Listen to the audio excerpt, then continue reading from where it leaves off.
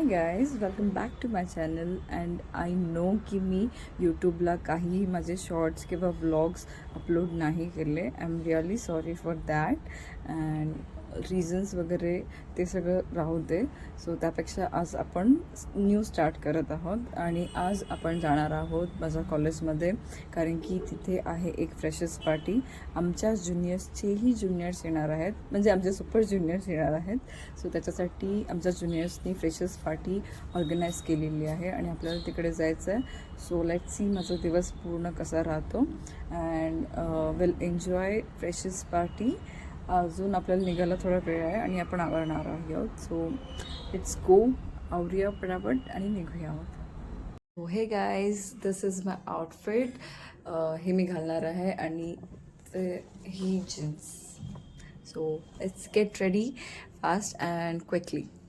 So this is how it looks and me ready आहे and आता आपल्याला निघायचं आहे. So let's go. जेव्हा मी कॉलेजमध्ये पोचले त्यावेळेला आम्ही तिघंही एक्झॅक्ट टाईमला कॉलेजमध्ये आलेलो. सो आम्ही एक आउटफिट चेक केला, त्यानंतर आम्ही कॉलेजमध्ये गेलेलो.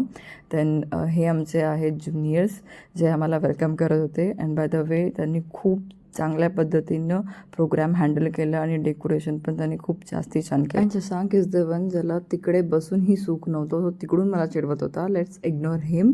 अँड दीक्षा खूप प्रेटे दिसत होती, माझ्या व्यक्ती रोजच दिसते. अँड हे आमचे सुपर ज्युनियर्स आहेत ज्यांच्यासाठी फ्रेशर्स ऑर्गनाईज केलेला.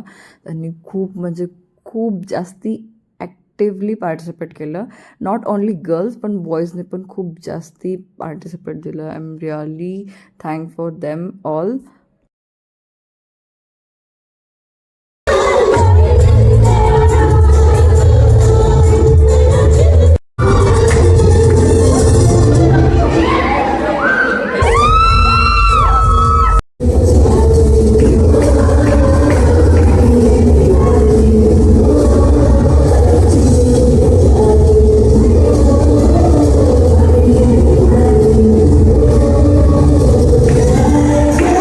थोड्याफार परफॉर्मन्सेस नंतर आम्ही जेवण घेतलेलं.